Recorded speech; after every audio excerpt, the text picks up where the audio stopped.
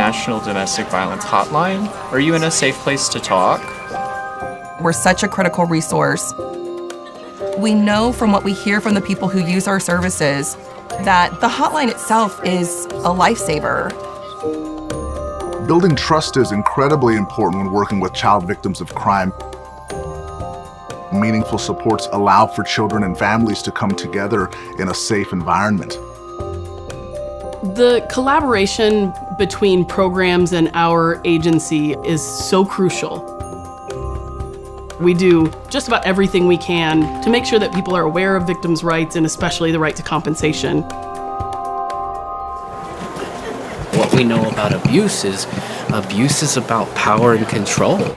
The National Domestic Violence Hotline is the only 24/7 hotline specifically dedicated to serving victims and survivors of domestic violence. Do you think you'd have, like, say, 20 minutes to do an intake with them, or do you think he'll be back by then? Or we had been on a trajectory with technology for the last several years to begin to move all of our platforms into the cloud. The pandemic accelerated all of that, and who knew we could pull it off in 3 days, but we did. We moved nearly 200 staff members out to remote status without missing a beat.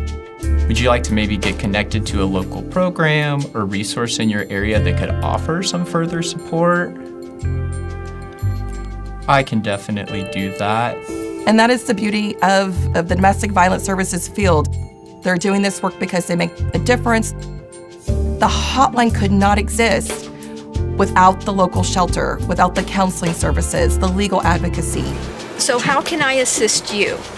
Together is how we create a journey that is a life that is free of violence for survivors.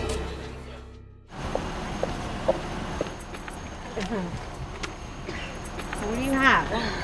So we have a family in need. It looks like the family has some substance abuse issues. For the past 5 or 6 years, communities have been engaged in addressing the opioid crisis and addressing overdose, and yet there's a great need to expand the lens of these support services to include the children and families who have also been impacted by addiction. The kids were very frightened all night just because there were so many officers in the house.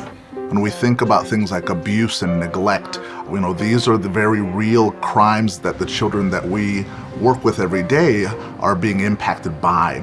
And we also recognize that crime does create trauma for many young people and many families, and that trauma can have impacts beyond the life of a single child and onto the lives of their children. How do you feel today? Family Service of Rhode Island is a great example of a community-based organization that is looking at trauma-informed care to maximize therapy and other support services to children. So you use a toy when you feel angry? Yeah. The inclusion of the therapy boxes has really enhanced their ability to get them active as part of their recovery and healing process. You have also magnets for your emotions and your daily activities.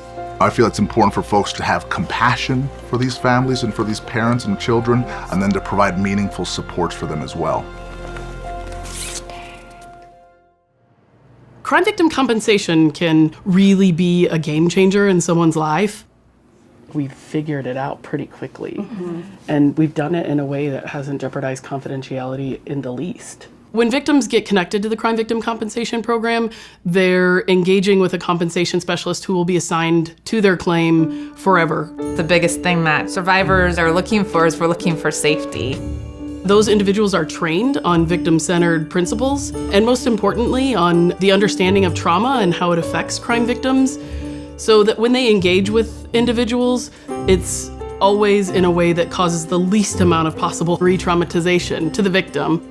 I felt validated. I remember finding out that I got approved for it and just crying and telling my family that finally somebody's believed me.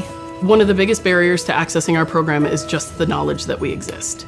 We have turnover in the field with law enforcement, with victim advocates, prosecutors, and so we've created a robust outreach, marketing, and training plan to make sure that survivors know that we exist. Our ability to put the money back in their pockets quickly can make all the difference in the world. As someone who really cares about children and young people who have been impacted by the opioid crisis, I feel it's important to realize that there are a number of needs, very complex needs related to this issue, and then how do we as a multidisciplinary group of stakeholders in a community work to address those needs. We're open 24/7. Have you called the shelter in Detroit already?